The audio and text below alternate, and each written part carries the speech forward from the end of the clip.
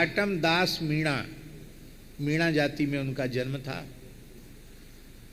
मीणा होते हैं राजस्थान में, और उनके कुल खानदान का पैतृक काम था चोरी डकैती।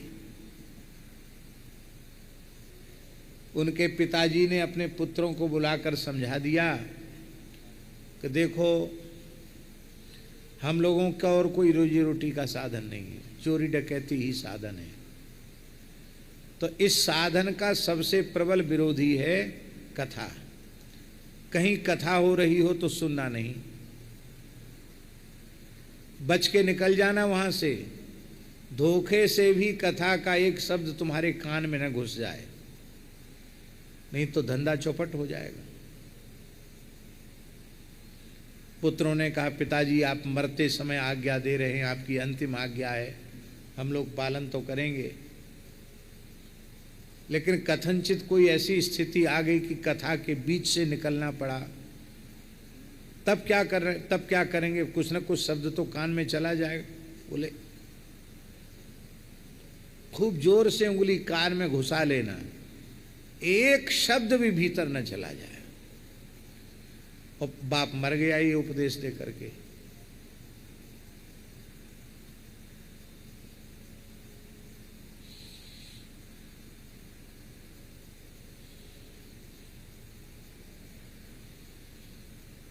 अब इधर क्या हुआ?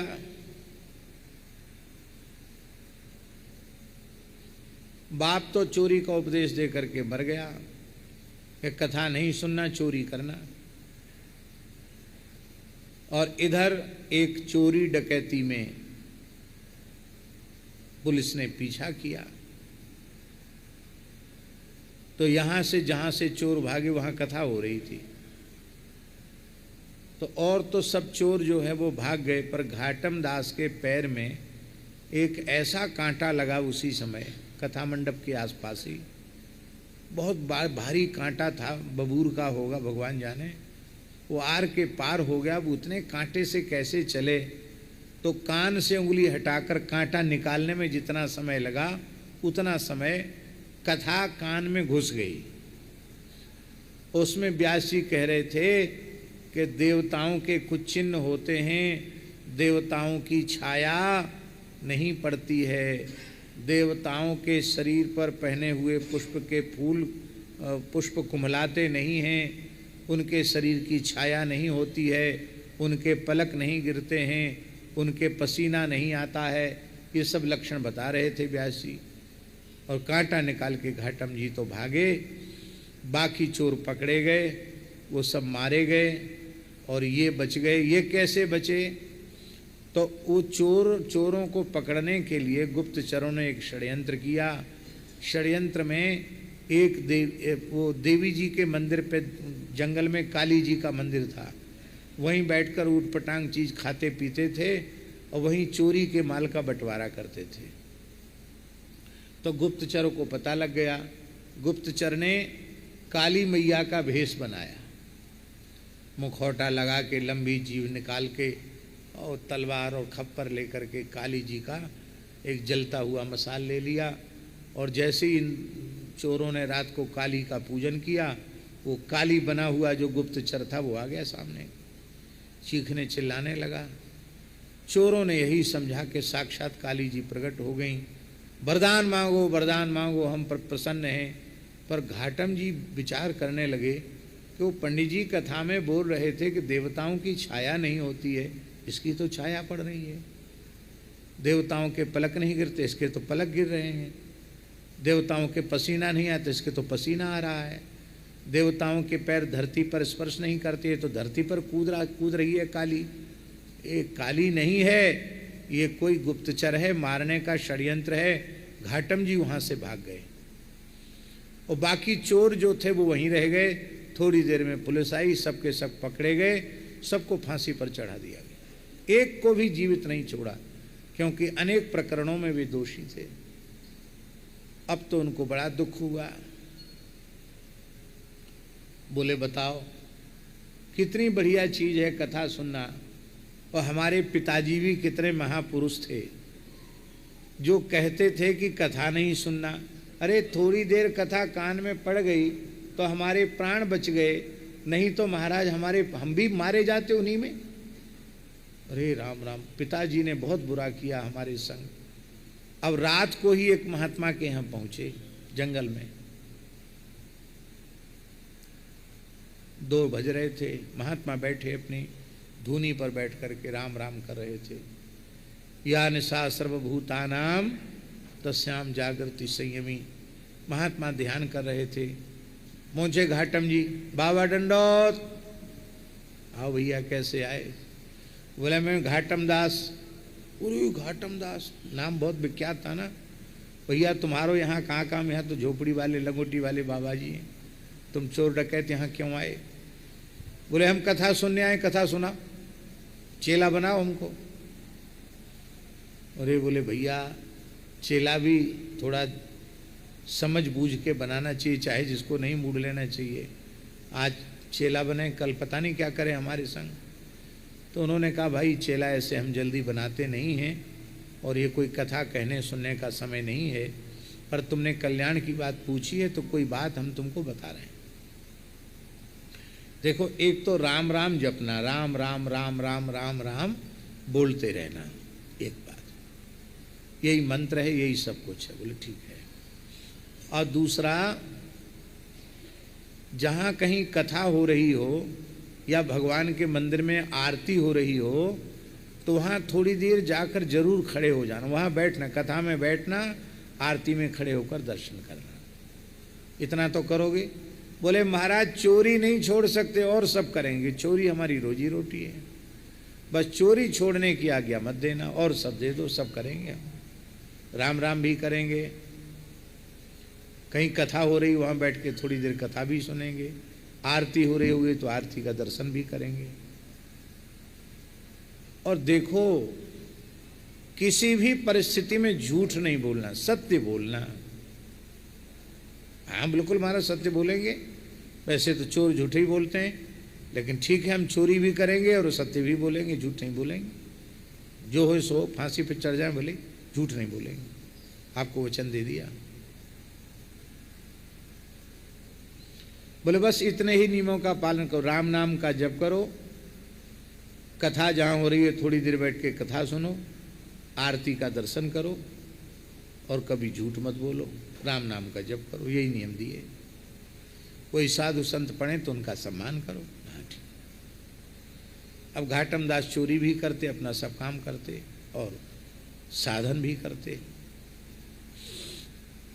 एक बार घाटम दास, उन्होंने सेनापति का वेश बनाया, और अलवर स्टेट में, अलवर जो राजा, अलवर महाराज के महल में आधी रात के समय सेनापति के वेश में घोड़े पर चढ़कर आए। पड़क पड़ाक पड़ाक पड़ाक घोड़ा पर चढ़ कर के आए। जैसे ही आए तो किले के द्वारपाल ने पूछा कौन? तो महात्मा की बात याद आ गई घाटम दास जी को। बोले चोर। चोर थोड़ी सिपाही के सामने अपने को चोर कहता है, कहा चोर। तो वो जो चौकीदार था वो डर गया बेचारा। बोले सेनापति जी को हमने इतनी कड़ाई से पूछ दिया कौन? वो थोड़ी कहेंगे तेरी आंख फूट गई है जो सेनापति को चोर कह रहा है। बोले हजूर हम पहचान नहीं पाए आपको, आप तो सेनापति जी हैं, आपको भला कौन रोक सकता है, हम तो बहुत छोटे कर्मचारी हैं, पधारो भीतर। तो चौकीदार ने भीतर घुसेड़ दिए, चला गया भीतर।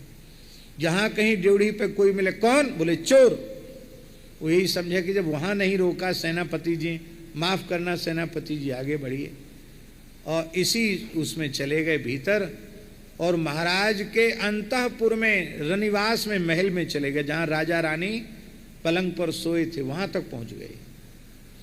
रानी ने अपना बहुत बेश कीमती हीरों का हार, सोने का हार उतार करके रखा था बगल में, हार लिया, कुछ स्वर्ण मुद्रा, जो कुछ भी आभूषण उनके हाथ लग गए लिए। अब वो जिस घोड़े पर बैठ के गए थे वो घोड़ा तो थक गया था, अब दूसरे घोड़े पर चढ़ के भागना था। तो राजा का जो शाही घोड़ा था उसी घोड़े पर बैठ करके और वो भागे। इधर जैसे ही राजा साहब उठे, रानी महारानी उठी, देखा तो हार गायब, बहुत बेशकीमती हार। भीतर से हार कैसे गायब हो गया? कर्मचारियों को सब पूछा गया, तुम लोगों के पहरे पर रहते हुए चोरी कैसे हुई? बोले महाराज हम लोग तो पूरी रात पहरे पर थे और तो कोई नहीं आए, सेनापति जी आए थे केवल। हमने सोचा कोई आवश्यक मीटिंग होगी आपके साथ, इसलिए आपने बुलाया होगा उनको, इसलिए रात में आए हैं। सेनापति को बुलाया, क्यों भाई तुम आए थे रात को? बोले सरकार हम कहाँ आए, ना आपने बुलाया ना हम आए। अरे तब वही घाटम दास होगा, वही सेनापति का वेश धारण करके चोरी करके ले गया। पकड़ो पकड़ो। अब तो महाराज घुड़सवार चारों ओर दौड़ने लगे और ये घाटम दास ही घोड़े पर दौड़ रहे थे। राजा का शाही घोड़ा था एकदम काला, और वो जहां दौड़ते दौड़ते जहां पहुंचे वहां सवेरे मंगला आरती हो रही थी भगवान की। तो गुरुजी की दूसरी बात याद आ गई कि जहां कहीं आरती हो रही है वहां जरूर खड़े होकर दर्शन करना। तो आरती में वहीं घोड़ा बांध दिया, आरती में खड़े हो गए। पीछे से पुलिस आ गई, पुलिस ने पकड़ लिया। पर ठाकुर जी की माताजी विलक्षण लीला, वो जो राजा का काला घोड़ा था वो एकदम हंस के जैसा सफेद, चंद्रमा के जैसा उज्जवल हो गया। अब घोड़े का कलर ही बदल गया तो कैसे पहचान में आए? बोले घोड़ा तो वही है, आदमी वही है, लेकिन घोड़े का कलर वह नहीं है, घोड़े का वो कलर नहीं है। पकड़ा गया। बोले तुम कौन? बोले घाटम दास। चोरी की है? बोले हाँ चोरी की है। तो घोड़ा? बोले यही राजा का घोड़ा। इसका कलर कैसे बदल गया? बोले हम क्या जाने, भगवान जाने कैसे बदल गया कलर। चलो राजा साहब के सामने, राजा के पास ले गए। राजा को भी आश्चर्य हुआ, घोड़े का घोड़ा वही है? बोले हाँ वही है। कलर कैसे बदला? बोले देख लो, कोई पेंट वेंट तो नहीं कर दिया काले घोड़ा पर, वो तो स्वाभाविक कलर बदल गया था। कैसे बदल गया? तब घाटम दास जी ने कहा कि देखो मैं झूठ नहीं बोलता, एक संत की आज्ञा है कि किसी भी परिस्थिति में झूठ मत बोलना, तो मैं झूठ नहीं बोलता हूं। सच्ची सच्ची बात जो थी आदि से अंत तक बता दी। राजा भक्त था, राजा समझ गया कि राम नाम का जप करता है, आरती में खड़ा था, भगवान ने ही इसके प्राण बचाए हैं, तो भगवान जिसके प्राणों की रक्षा करें भला उसे कौन मार सकता है। राजा ने घाटम दास जी को प्रणाम किया। बोले आप तो महान संत हैं, भक्त हैं, आपको चोरी करना शोभा नहीं देता, आप चोरी क्यों करते हैं? आप इतने उच्च कोटि के भक्त हैं, आपके प्राण बचाने के लिए भगवान ने, राम जी ने घोड़े का कलर बदल दिया, आप चोरी क्यों करते हैं? बोले महाराज कोई रोजी रोटी का साधन नहीं है, हमारा यही पैतृक काम है। बोले तो ठीक है, तुमको जमींदारी दी जाती है और खूब साधु सेवा करो और प्रेम से, अब चोरी मत करना। बोले नहीं करेंगे चोरी, छोड़ दिया चोरी। और वो घोड़ा भी उनको ही दे दिया, इस घोड़े पर चढ़कर आया जाया करो। अब तो जमींदार हो गए घाटम दास जी, और अब घाटम दास जी अनन्य निष्ठा से भजन में लग गए। संत मलुक दास जी ने जो भक्त नामावली लिखी है उसमें उन्होंने घाटम दास जी का नाम लिया है। घ्यू को घाटव मैना उन्होंने लिखा है। सारे भारतवर्ष में प्रसिद्धि थी कि जितना संतों को घी घाटम दास जी खिलाते हैं उतना घी संतों को खिलाने वाला और कोई दूसरा नहीं है। ऐसी प्रसिद्धि थी घाटम दास जी के बारे में। घी को गाएंगे दोहराएंगे तो समय ज्यादा लग जाएगा, इसलिए जल्दी जल्दी मूल सुना देते हैं। भक्त नामावली मलूक दास कृत। राम राय तुम राजा जन प्रजा तेरे सुमरन करते भारी, अपनी अपनी टहलें लागे जो जाके अधिकारी। कौन कौन संतों का भक्तों का स्मरण कर रहे हैं? शंकर नाचे, नारदऊ नाचे, सुखदेव ताल बजावें, दे दे तारी सनक सनंदन शेष सहस मुख गावें। अम्बरीश बलि व्यास पंडवा अरु पंडों की दासी, खड़े रहें दरबार तुम्हारे बिनती सुन अविनाशी। ध्रुव प्रहलाद विदुर अरु भीषम, भली करी शिवकाई। हनुमान अक्रूर सुदामा, सिवरी अतमन भाई। अमरध्वज तम्रध्वज ऊधो, कह लग दास गनाऊं। कहे मलूक देव मोहि आज्ञा, अब कल युग के ल्याऊं। ये पौराणिक भक्तों का संक्षिप्त स्मरण करके, कहे मलूक देव मोहि आज्ञा, अब कल युग के ल्याऊं। अब कलयुग के भक्तों में रैदास प्रेम की पनही बनावे, ज्ञान ही गिने कबीरा। ज्ञान ही बिने कबीरा, नामदेव सुरति का बागा सीवे। माधो दास चलावे बीरा। धन्ना धीर की खेती करता, धैर्य की खेती करने वाले धन्ना जी। पीपे प्रीत लगाई, सेन भजन को मर्दन, भक्त को मर्दन करता। मालिश करने में, चरण दबाने में सेन जी। चरण धोवे मीराबाई, संतों का चरण प्रक्षालन करके चरणामृत पान का नियम लेना, ये मीराबाई की निष्ठा। धर्म खटिक खिदमत को राखा, धर्म व्याध संतों की खिदमत को, उनके आदर को। घीऊ को घाटव मैना, घीऊ को घाटव मैना। घी खिलाने के लिए, मानो संतों को झिक करके घी खिलाने के लिए घाटम दास मीणा को ही भगवान ने धरती पर भेजा ना। मुलुकदास जी कहते, घीऊ को घाटव मैना, तत्व कथन को नानक राखा। सदा करें सुख चैना। तत्व ज्ञान के उपदेश के लिए नानक जी को धरती पर भेजा। सूरदास परमानंद स्वामी, इननी का मत ठाना। महामधुर पद नित सुनावे, मत मत वेद पुराना। श्री रामानंद त्रिलोचन जयदेव, ये कछु बहुत कहाते। जिभ्या स्वाद तजे तुम कारण, गिरे परे फल खाते। दादू पवन चतुर्भुज कालू, अनभय काजे लागे। गगन मंडल में सरबस पाया, भर्म कर्म ते भागे। परमदास रामदास बनिया, नैना दास मुरारी।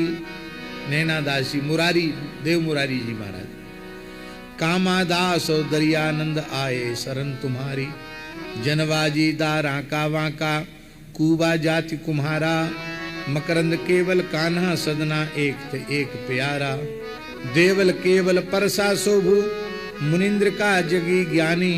नरसी नापा मिर्जा साले, बोलत अमृत बानी। तुलसीदास अजामिल गन का बील, मंगल गोपाल।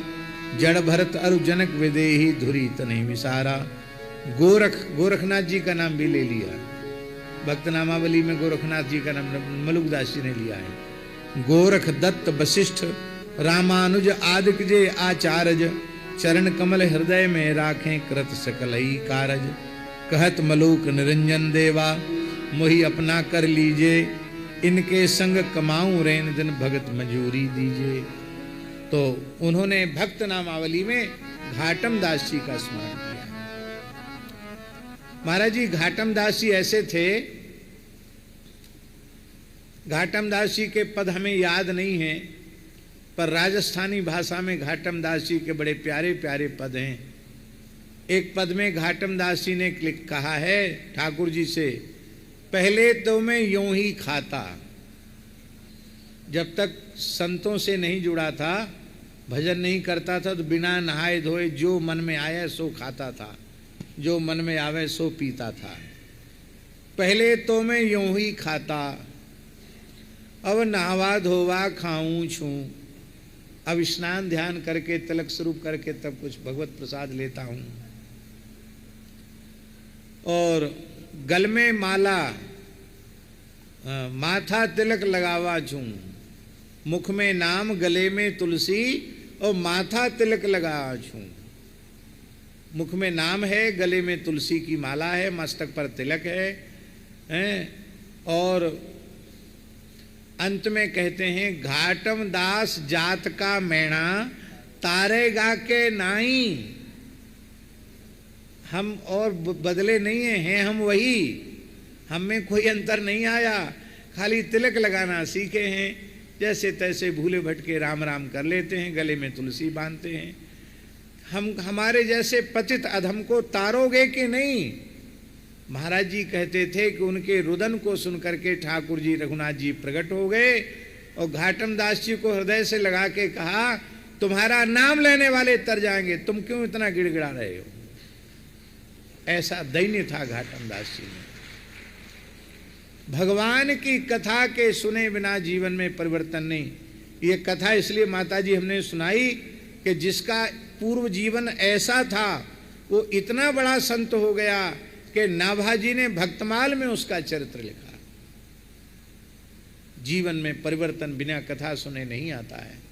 इसलिए जो कथा नहीं सुनता, सत्संग नहीं करता, धरती का सबसे बड़ा पापी वही है।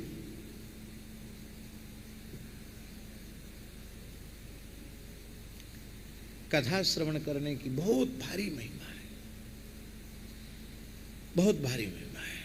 हम एक बात कहेंगे, अभी प्रसंगवश याद आ गई इसलिए मैं कह देता हूं। इस बार तो रेवासा धाम में श्री स्वामी अग्रदेवाचार्य जी महाराज की जयंती हुई, तो उसमें राधा वल्लभ संप्रदाय के एक संत हैं, बहुत ही अच्छे साधक हैं, श्री हित अम्बरीश जी। हिताश्रम में नित्य सत्संग करते हैं, बहुत अच्छा जीवन है। तो इस बार श्री अग्रदेवाचार्य जयंती में 3 दिन का उनका सत्संग था।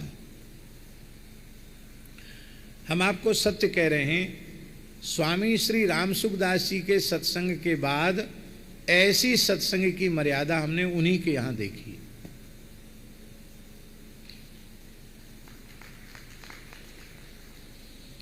उनके श्रोता पक्के महाराज जी, उनके श्रोता व्यास जी के आने के 1 घंटे पहले सब बैठ, ऐसे नहीं कि कोई कहीं भी बैठ गया, सब पंक्तिबद्ध होकर बैठते हैं।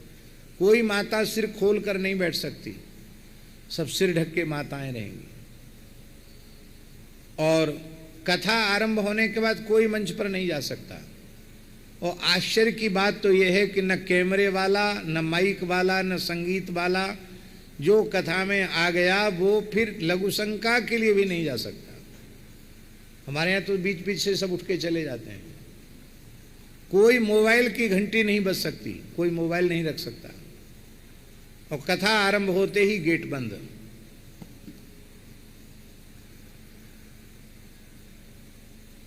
आने जाने का कोई प्रकरण ही नहीं।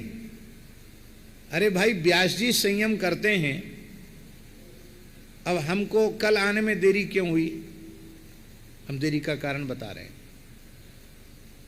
एक तो हमको पता था कि हमको देर रात तक, आज जन्म का प्रसंग है, देर तक बैठना है। और दूसरे हमको लगी प्यास, हमने पी लिया जल। अब जल पी लिया तो हमको ये भय हो गया कि 1-2 बार लघुशंका गए बिना यदि वहाँ चले गए तो बीच में उठना पड़ेगा। बीच में उठना, यद्यपि चिकित्सक ये कहते हैं कि वेग को रोकना नहीं चाहिए, मन में हो तो जाना चाहिए, लेकिन अपना वो अभ्यास नहीं है। आसन पर बैठ गए तो बैठ गए। बहुत कोई विशेष आवाज माने अपरिहार्य कोई कारण हो उठना पड़े, वो बात अलग है। लेकिन 3-4 घंटे यदि मलमूत्र के वेग को जीतना है तो कम से कम 2 घंटे पहले जल पीना पड़ेगा। आप जल पी के आओगे तो फिर तो नहीं बैठ सकोगे। तो वक्ता संयम करता है तो क्या श्रोताओं को संयम नहीं करना चाहिए? वक्ता की तो बहुत मेहनत है, लगातार बोल रहा है वो। तुम मन लगा के सुनो चाहे न सुनो, हमें तो जबरदस्ती सुनाना है। तुम भले ही सो जाओ, हम सो जाएंगे तो काम नहीं चलेगा।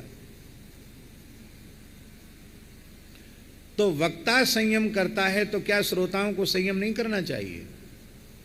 और जितनी देर कथा छोड़ करके गए, मानो वही एक शब्द हमारे जीवन को आमूल परिवर्तित करने वाला सिद्ध हुआ, तो हमारे जीवन का कितना बड़ा घाटा हो गया। ना कोई रिकॉर्डिंग वाला, न कोई माइक वाला, न कोई संगीत वाला। 1 घंटे पहले आके बैठना और महाराज के निकल जाने के बाद फिर सबसे पीछे जाना।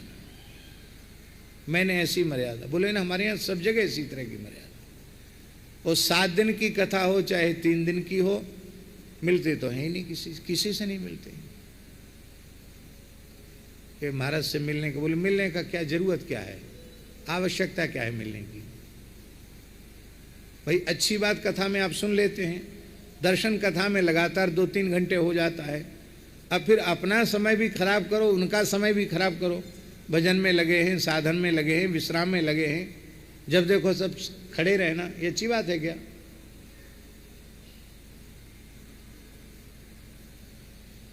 बहुत अच्छा लगा, सत्संग की मर्यादा को देख करके बहुत अच्छा लगा। तो जीवन में बिना कथा सुने परिवर्तन आता नहीं है। अब एक प्रश्न है कि कथा कहने वाले में भी मान लो परिवर्तन न हो तो? ध्यान में आई बात? नहीं आई। सुनने वाले की बात तो जाने दो, कथा वाचक में परिवर्तन नहीं आया, उसके जीवन में, स्वभाव में, आचरण में, व्यवहार में, विचारों में परिवर्तन नहीं आया तो इसका मतलब है कि उसने ईमानदारी से सत्संग नहीं किया। ईमानदारी से कथा कहने वाला और ईमानदारी से कथा सुनने वाला, उसके जीवन में परिवर्तन हुए बिना नहीं रहेगा, नहीं रहेगा, नहीं रहेगा। बहुत परिवर्तन होता है, हम बता नहीं सकते कितना परिवर्तन होता है। वो परिवर्तन अपने आप को नहीं दिखाई पड़ता है, लेकिन आप तटस्थ भाव से चिंतन करोगे तो परिवर्तन दिखाई पड़ेगा कि जब तक कथा नहीं सुनते थे तब तक कैसे थे, अब कथा सुनने के बाद जीवन कैसा हो गया। श्री परीक्षित महाराज कह रहे हैं माता जी कि 3 ही कोटियां हैं जीवों की, एक तो मुक्त, एक मुमुक्षु और एक बद्ध। बद्ध विषयी जीव, मुमुक्षु साधक जीव, मुक्तात्मा सिद्ध जीव, ये 3 कोटियां हैं जीवों की। और सबसे बड़े आश्चर्य की बात यह है कि भगवान की कथा तीनों कोटि के जीवों के कल्याण का साधन बनकर विराजमान होती है। विषयी जीव कथा में आकर के बैठे तो श्रोत्र मनोभिरामात, उसके कान को, उसके मन को कथा अच्छी लगने लगती है। हमारे आपके मन को कथा अच्छी न लगती तो हम लोग क्यों कहते सुनते? आपकी तो आप जाने, पर हम अपने लिए स्वीकार करते हैं। हम साधक भी नहीं हैं और हम मुमुक्षु भी नहीं हैं, और हम जब साधक ही नहीं तो सिद्ध कहां से हो जाएंगे? हम अपनी श्रेणी तीसरी श्रेणी मानते हैं, विषयी कोटि की श्रेणी है हमारी, क्योंकि अभी संसार के पदार्थ हमें प्रिय लग रहे हैं, अच्छे लग रहे हैं, उनमें स्वाद आ रहा है, इसलिए हम अपनी कोटि सबसे नीची वाली कोटि मानते हैं। लेकिन इसके बाद भी कथा भगवान की अच्छी लगती है, अच्छी न लगती तो हम क्यों कहते? लोग घड़ी देखकर बैठते हैं और घड़ी देख के उठ जाते हैं, उसमें भी सोचते कम से कम कैसे बोलना पड़े, पर हम कभी कंजूसी बोलने में नहीं करते हैं, क्योंकि भगवान ने यही तो हमें साधन दिया है, भगवान ने यही हमको सेवा दी है, और भगवान के द्वारा प्रदत्त, गुरुदेव के द्वारा प्रदत्त ये सेवा भी हम ईमानदारी से न करें तो हमारा जीवन तो व्यर्थ है। हमारा जीवन ही किस लिए है फिर? पर महाराज जी विशेष बात है, विषयी जीव कथा कहेगा सुनेगा तो विषयी नहीं रह जाएगा, वो मुमुक्षु हो जाएगा। संसार चक्र से छूटकर भगवान श्री रंगनाथ के चरणों में पहुंचने की व्याकुलता, भगवान श्री जगन्नाथ के चरणों में पहुंचने की व्याकुलता उसके भीतर जागृत हो जाएगी। आपको बहुत जोर से भूख लगी है और बढ़िया वेद लक्षणा भारतीय देसी गाय के अधोटा दूध की बढ़िया घुटेमा खीर आपके सामने परोसी गई, और आपने जैसी खाने के लिए तैयार आप हुई, उसी समय चैतन्य कुटी वाले महाराज जी ने कह दिया, माता जी मत खाना। क्यों? बोले जब ये खीर बन रही थी तब लड़ते लड़ते एक छिपकली इसमें गिर गई।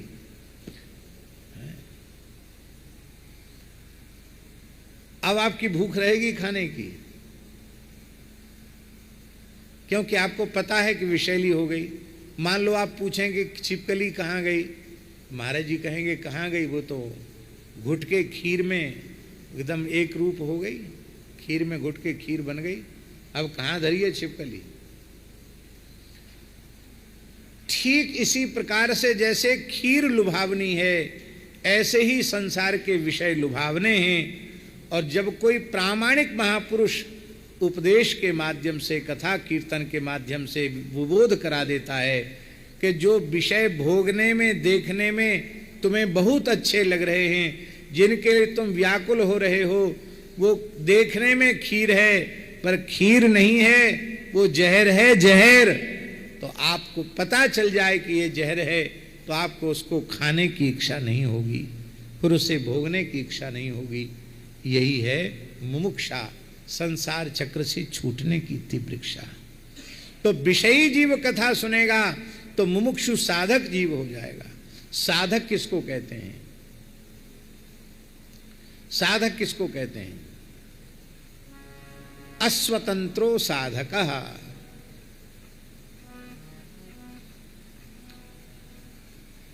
जो स्वतंत्र है वो साधक नहीं है।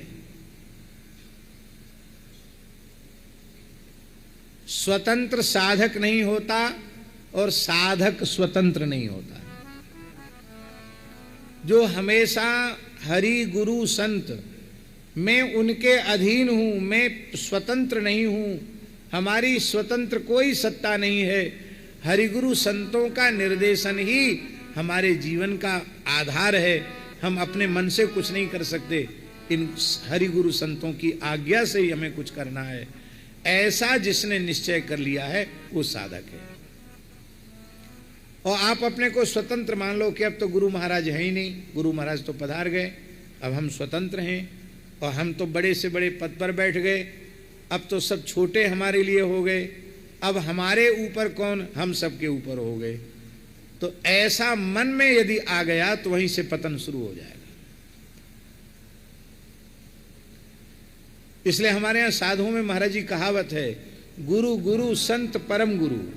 गुरु जी तो गुरु जी हैं, संत परम गुरु। परम गुरु माने दादा गुरु। गुरु जी के गुरु को परम गुरु कहते हैं, क्योंकि गुरुदेव के गुरुदेव भी तो संत स्वरूप में ही हैं। और आप ये अनुभव करें कि ये जितने संत हैं ये सब गुरु रूप ही हैं। तो आपके जीवन में कभी गुरु का वियोग नहीं होगा, आपको जीवन में हर समय मार्गदर्शन मिलता रहेगा।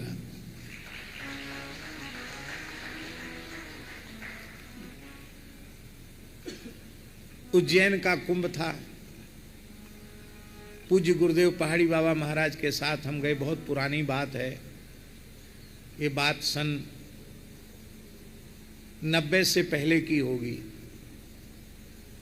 किस सन में उज्जैन का कुंभ था मुझे याद नहीं है। तो महाराज जी के साथ गए और वहाँ से ओंकारेश्वर दर्शन करने गए, नर्मदा स्नान ओंकारेश्वर दर्शन करने।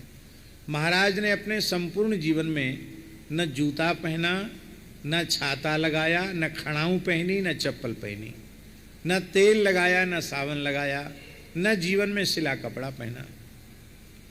एक रहनी से पूरा जीवन उनका व्यतीत हो गया। तो माता जी, बैसाख के महीने में कुंभ होता है और कुंभ स्नान करके हम महाराज जी के साथ गए थे वहाँ ओंकारेश्वर। भयंकर गर्मी थी। अब महाराज जी पैर में कुछ नहीं पहने तो मैं कैसे पहनूं? हम भी कुछ नहीं पहने थे, हमारे तो पैर में छाले आ गए। और महाराज जी इतने वृद्धावस्था में सुकोमल पैरों से उस भयंकर तपती हुई रेत में राम राम राम राम सीताराम गोविंद गोपाल कह के वहाँ तक पहुँच गए।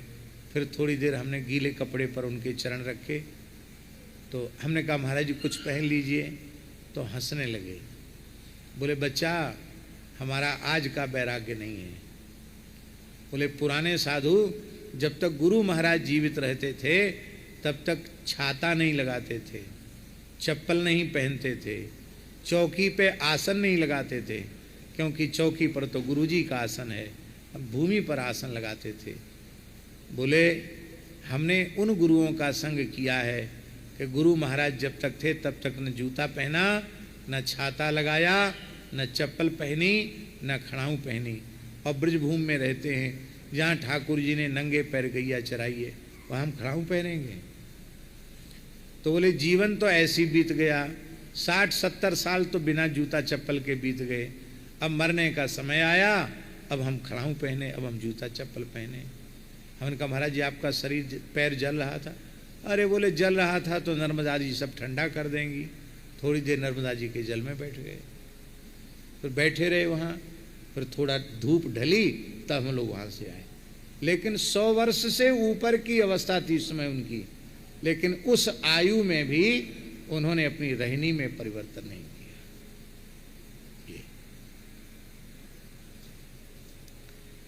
इसलिए हमारे यहाँ भेष भगवान का ये कहा जाता, भेष भगवान का है। साधक स्वतंत्र नहीं होता और स्वतंत्र साधक नहीं होता है। जो स्वतंत्र विचार के होते हैं वो कभी साधक नहीं हो सकते। तो जो साधक होगा वो मुमुक्षु होगा, जो मुमुक्षु होगा वो साधक होगा। साधक कब बनेगा? जब कथा सुनेगा तो साधक बनेगा, कथा नहीं सुनेगा तो साधक नहीं बन सकता। तो विषयी जीव महाराज जी कथा सुनेगा तो मुमुक्षु साधक जीव हो जाएगा, साधक बनकर जब कथा सुनेगा तो मुक्त हो जाएगा, अविद्या माया से, विकारों से, दोषों से मुक्त हो जाएगा, जीवन मुक्त हो जाएगा। मरने के बाद मुक्त नहीं, जीते जी मुक्त हो जाएगा। और जब मुक्त होकर के कथा सुनेगा तो कथा कहते, कथा सुनते ही भगवान की लीला में प्रविष्ट हो जाएगा। निवृत्त तरसई रूपगीय मानात।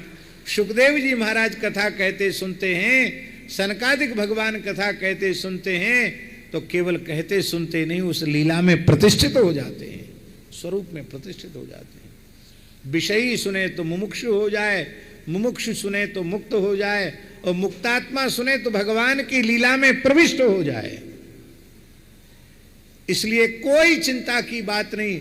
आप किसी वर्ण के हो, आप किसी आश्रम के हो, आपकी कोई अवस्था हो, आपकी कोई व्यवस्था हो, आप पढ़े लिखे हो या पढ़े लिखे बिल्कुल नहीं हो, आप धनवान हो अथवा आप निर्धन हो, आपकी योग्यता का कोई मायना नहीं है। आप केवल जहां हो, जैसे हो, ईमानदारी से कथा सुनना आरंभ कर दो। इस संकल्प के साथ कथा सुनना आरंभ कर दो कि इसी जन्म में, इसी शरीर से हमें भगवत साक्षात्कार प्राप्त करना है, हमें अब भगवान से बिछड़े हुए नहीं रहना है। इस संकल्प को लेकर के कथा सुनना आरंभ करो। आपके जीवन की एक ही कथा आपके अनंत जन्मों की व्यथा को हरण कर लेगी। इसलिए निवृत्त तरसई रूपगीय मानात में मुक्तात्मा जीवों का साधन कथा बनती है, भवौ सधात में मुमुक्षु जीवों का साधन कथा बनती है, और श्रोत्र मनोभिरामात में विषयी जीवों का विषय कथा बनती है। ये बात श्री सुखदेव जी महाराज, परीक्षित जी महाराज कहते हैं। और ऐसी कथा में जिसका मन न लगे वो आत्महत्यारा है। और एक बात और हम कह करके, क्योंकि आगे समय नहीं मिलेगा इसलिए यहीं कह देते हैं, वो भी कथा से जुड़ी हुई बात है। कथा सुनने से कितने लाभ होते हैं बोलो? आज पूज्य रामायणी जी ने, श्री सुधीर शरण जी ने प्रश्न पूछे थे और उन प्रश्नों का बड़ा सुंदर उत्तर दिया लोगों ने। बालिका ने बहुत बढ़िया उत्तर दिया, धर्म मंडप के बारे में बताया। अब कल फिर पूछ सकते हैं आप कि कथा के बारे में आज बताया जा रहा है, कल ये प्रश्न पूछिए, प्रश्न आप बनाना, कल पूछना कि क्या कहा था कथा की महिमा के संबंध में। तो पहली बात तो ये कही गई कि 3 ही कोटियां हैं जीवों की, विषयी, मुमुक्षु और मुक्त। विषयी जीव कथा सुनते हैं तो मुमुक्षु बन जाते हैं, मुमुक्षु कथा सुनते हैं तो मुक्त हो जाते हैं, मुक्त कथा सुनते हैं तो भगवत लीला में प्रविष्ट हो जाते हैं। अब हम एक बात निवेदन कर रहे हैं कि कथा सुनने से फायदा क्या है, क्या लाभ है कथा सुनने से। कथा सुनने से 4 लाभ हैं। कितने लाभ हैं? 4 लाभ हैं कथा सुनने से। जिसको इसका ज्ञान हो जाता है वो कभी कथा सुनना छोड़ता नहीं है। यच्छृण्वतो पेत्यरतिर्वितृष्णा सत्वंच सूध्य। परीक्षित जी कहते हैं इन 4 लाभों से बढ़कर के भी कोई लाभ है क्या? हमको लगता है कथा सुनने से 4 लाभ हैं। पहला लाभ कथा सुनने का क्या है? यत् शृण्वतो पैत्यरतिर्वितृष्णा, ये पहला लाभ है। कथा कहने से, कथा सुनने से लौकिक पारलौकिक किसी भी भोग पदार्थ की प्राप्ति की कामना चित्त में नहीं रह जाती है। ये बात बिल्कुल पक्की है।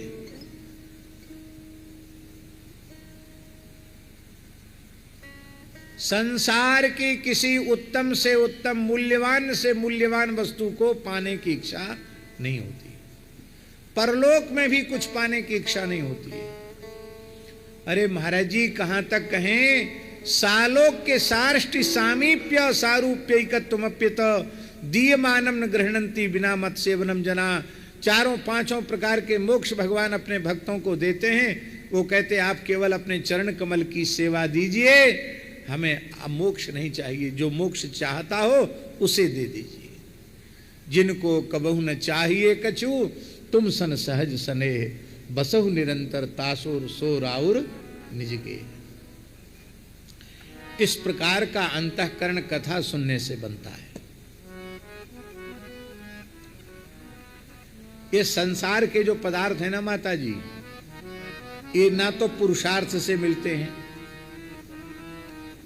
और ना ही केवल प्रारब्ध से मिलते हैं।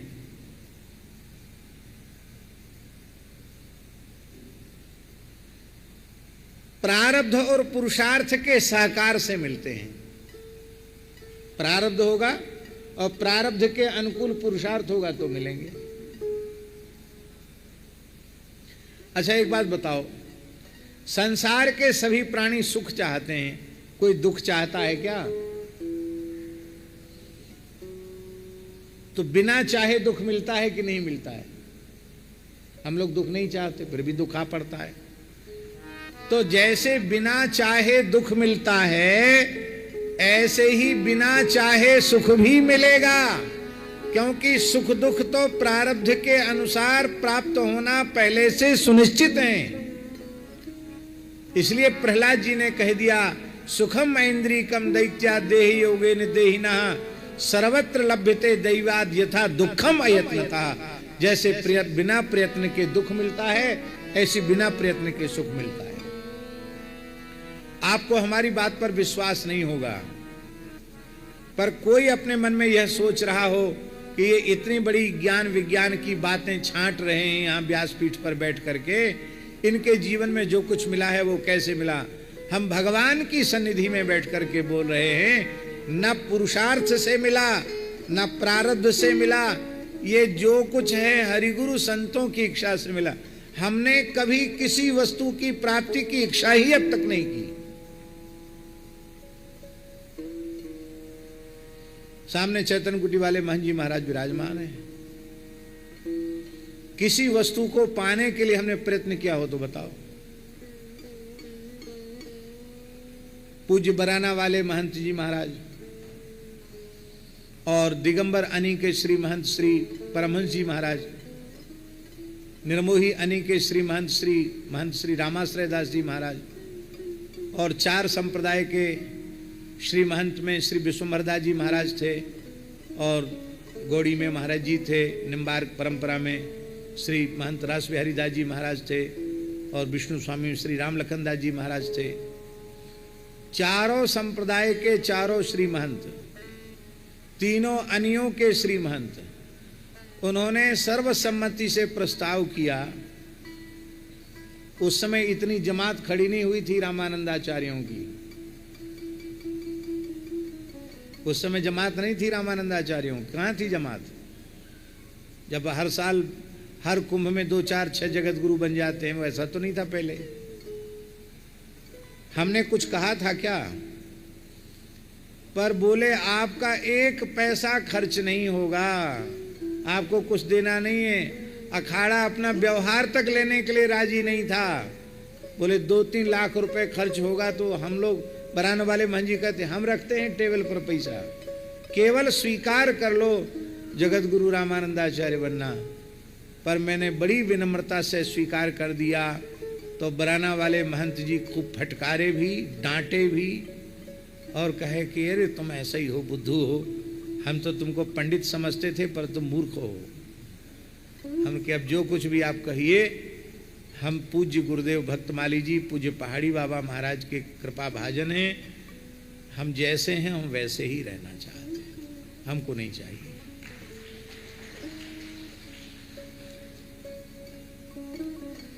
खाक चौक की सेवा मिली, वो भी जबरदस्ती मिली। हमने उसके लिए स्वप्न में भी कोई इच्छा नहीं की, न कोई प्रयत्न किया।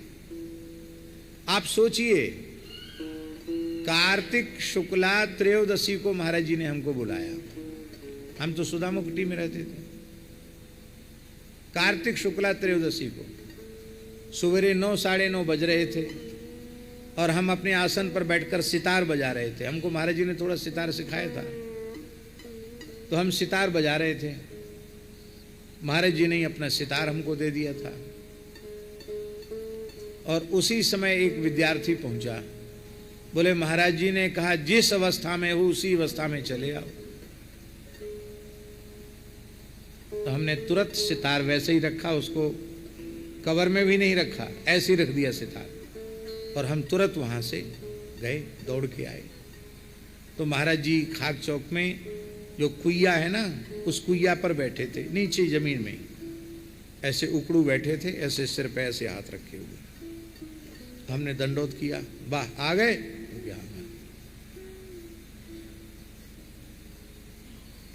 कोई भूमिका नहीं कि हम क्या कहने जा रहे हैं, कुछ नहीं। बोले देखो बच्चा, आज कार्तिक शुक्ल त्रयोदशी है, कल बैकुंठ चतुर्दशी है, परसों कार्तिक पूर्णिमा है। इस स्थान के संस्थापक मूल पुरुष श्री स्वामी नृसिंहदास जी महाराज पहाड़ी बाबा, हमारे दादा गुरु 150 वर्ष की आयु तक विराजमान रहे, पूर्ण सिद्ध योगी थे। बोले उनका जन्म भी कार्तिक पूर्णिमा को हुआ, उनका जीवित समाधि भी उन्होंने कार्तिक पूर्णिमा को ली, उनकी तिथि का भंडारा है। तो भला परसों सवेरे भद्र होके जमुना जी में नहा के आ जाना, तुमको भेष भी दूंगा विरक्त और परसों ही तुमको पहाड़ी बाबा की गद्दी पर बिठा दूंगा। उत्तर मत देना, हमको थोड़ा भी मानते हो तो उत्तर मत देना, हमारी बात काटना नहीं। क्यों? हमारी प्रतिष्ठा का प्रश्न है। एजेंडा घूम गया है तुम्हारे नाम का और सब भगत जगत कलकत्ता और जहां जहां से भक्तों को आना था सब भगत आ गए। ले साहब, एक कहावत है कि सब बाराती आ गए, दुल्हा को पता ही नहीं कि हमारा ब्याह है, हमको पता ही नहीं कि हमको हमारे साथ क्या होने जा रहा है, हम तो घबरा गए। हमने कहा महाराज जी, हम पूज्य गुरुदेव भक्तमाली जी के चरणों में रहते हैं, उनकी आज्ञा के बिना हम कुछ नहीं कर सकते। और महाराज जी उस समय बड़ी छावनी गए हुए थे अयोध्या जी में। श्री जगदीश दास जी के गुरु जी का उत्सव था, बड़ी छावनी के महंजी महाराज का, वो वहाँ गए हुए। तो हमने कहा कि फिर महाराज जी से बात कैसे करें। उस समय मोबाइल तो चले नहीं थे, तो रामानंद आश्रम गए, उनके फ़ोन से महाराज जी से फ़ोन किया, फिर महाराज जी से बात की। तो महाराज जी ने कहा मात पिता गुरु प्रभु, महाराज जी को पता है उस घटना का, पूज्य करुणाधाम वाले महाराज जी उसके साक्षी हैं। तो महाराज जी ने कहा पंडित जी, मात पिता गुरु प्रभु की बानी बिन विचार किए शुभ जानी, ये हम लोग केवल दूसरों को नहीं सुनाते हैं, स्वयं भी मानते हैं। वे भेष के बहुत सिद्ध महापुरुष हैं, हमारे लिए भी गुरु तुल्य ही हैं, उनकी आज्ञा है कि उत्तर मत देना तो कोई बात नहीं, वे जो आज्ञा दें वो स्वीकार कर लो। हमने कहा महाराज जी कुटिया में चर्चा हो रही है कि वो तो दुर्वासा जी हैं, नरसिंह भगवान हैं, आज बुलाएंगे कल डांट डपट के भगा देंगे। तो महाराज जी बोले भाई अपने तो आज्ञा पालन करना है, बुलाएंगे तो चले जाएंगे, कहेंगे चले जाओ तो चले जाएंगे, हमें आज्ञा पालन करना है। तुम उनकी आज्ञा का पालन नहीं करोगे, उनके मन में दुख हो जाएगा, पीड़ा हो जाएगी, तो तुम्हारा विरक्त जीवन सफल नहीं होगा। इसलिए वे जो कहते हैं उसको ज्यों का त्यों मान लो। अब हम पूरे दिन तो इसी प्रकरण में रहे। रात को महाराज जी ने कहा था आज ही उत्तर दे देना। त्रयोदशी की रात को फिर हम महाराज जी के पास आए।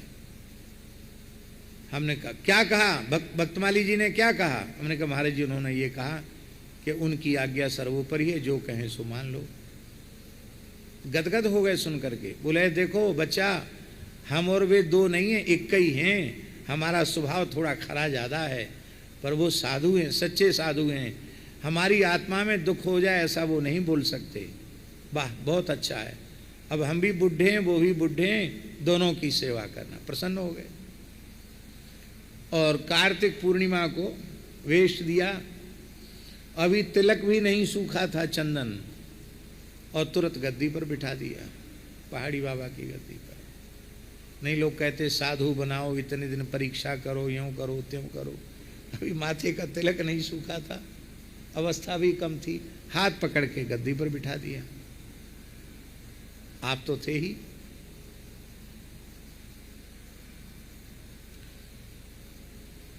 और उसके एक दिन पहले श्री सुदामा कुटी के कोतवाल जी, श्री राम नारायण दास जी नाम था उनका, वो आए। अरे बोले महाराज जी आप क्या करने जा रहे हो, विद्यार्थी को महंत बना रहे हो, आप इतने पुराने महात्मा, थोड़ा विचार तो करो। इतना सुनते ही महाराज जी ने डांटना शुरू किया।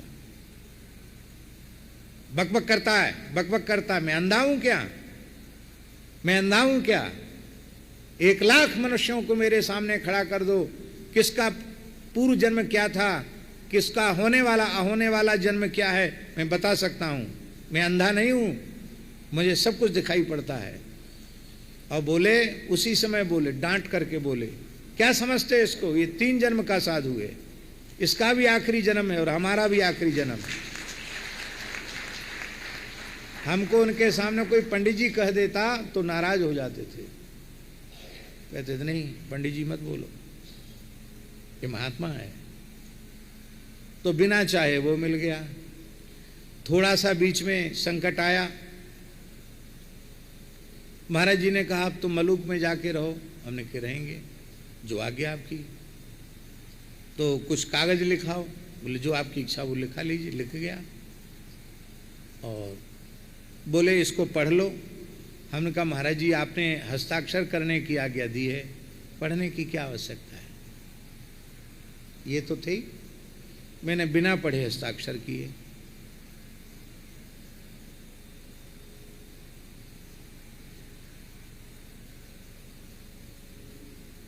और माताजी बैंक का मैनेजर और रजिस्ट्रार ये दोनों बोल रहे हैं आपके नाम से पक्की लिखा पड़ी है, महाराज जी बहुत वृद्ध हो गए, इनको भ्रमित किया जा रहा है, आप अभी भी हस्ताक्षर नहीं करो तो कुछ नहीं बिगड़ने वाला, नहीं तो स्थान नष्ट हो जाएगा।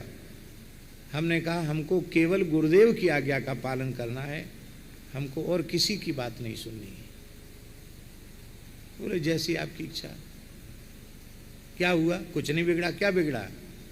जो स्थान था पुनः स्थान भगवान ने फिर से सेवा स्वीकार की और आज वहाँ ऐसा मंदिर बन गया है कि नीचे से ऊपर तक लोहे की एक कील नहीं है, पूरा पत्थर का मंदिर है।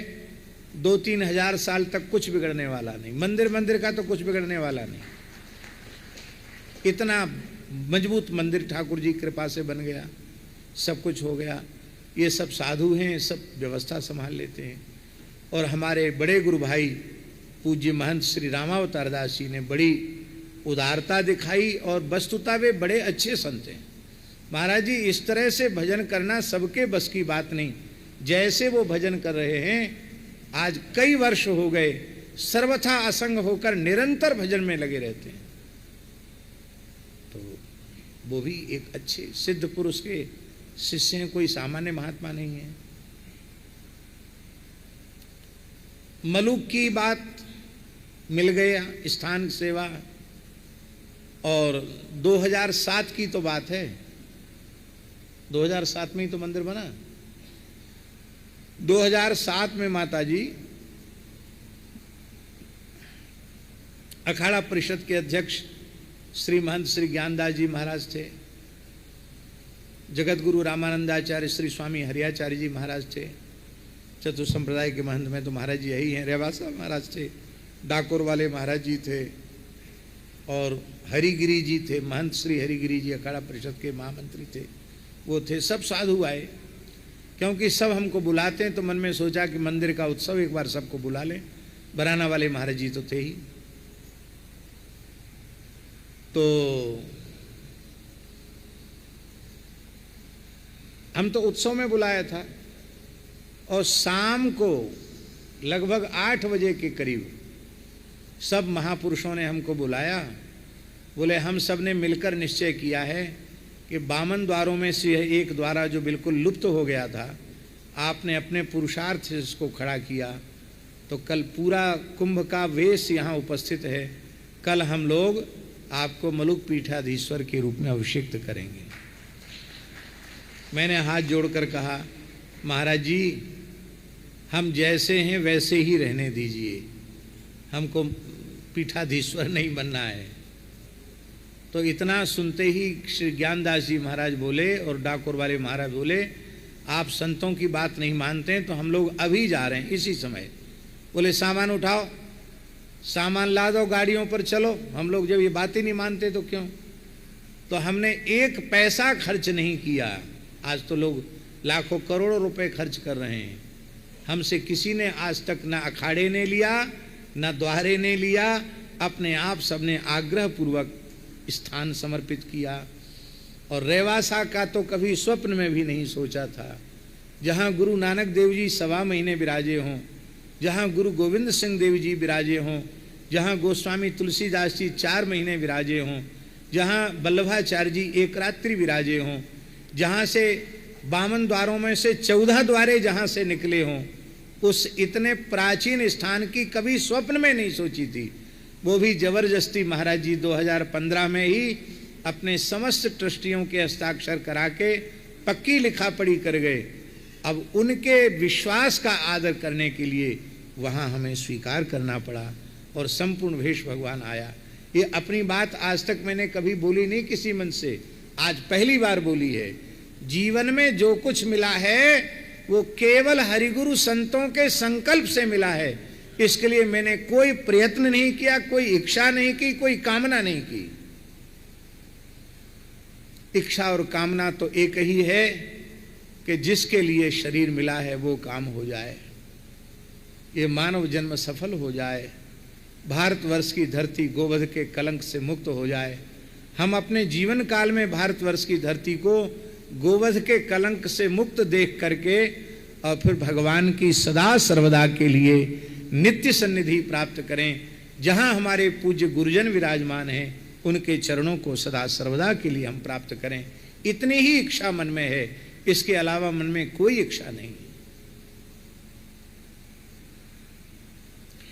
इसलिए कोई चीज की कामना नहीं करनी पड़ेगी, प्रयत्न नहीं करना पड़ेगा, इच्छा नहीं करनी पड़ेगी, बस आप स्वतंत्र विचार छोड़ दो, इनके हो जाओ।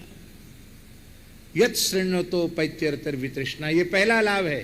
कथा कहने सुनने वाले को लौकिक पारलौकिक भोगों को भोगने की इच्छा नहीं रह जाती। दूसरा लाभ, सत्वंच शुद्ध्य त्यचिरेण पुंसः, ये दूसरा लाभ। अंतःकरण की शुद्धि, ये दूसरा लाभ।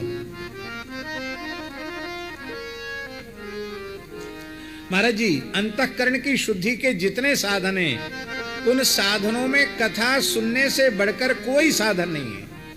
उसका कारण है कि अन्य साधनों का अनुष्ठान करते समय मनुष्य अपने अंतःकरण की शुद्धि का कर्ता स्वयं होता है, और जब वह कथा सुनने के लिए बैठता है तब उसकी अंतःकरण की शुद्धि के कर्ता स्वयं भगवान होते हैं।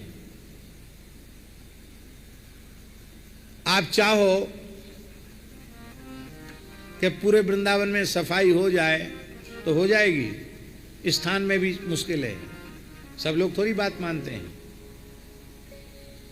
और प्रधानमंत्री राष्ट्रपति दोनों एक साथ आना तय हो जाए कि चैतन्य कुटी में आने वाले हैं, तो महाराज पूरा सब सफाई हो जाएगी। जहाँ खंडहर जैसे पड़े वहाँ पर्दा लग जाएंगे, बंधन बार बन जाएंगे, सफाई हो जाएगी।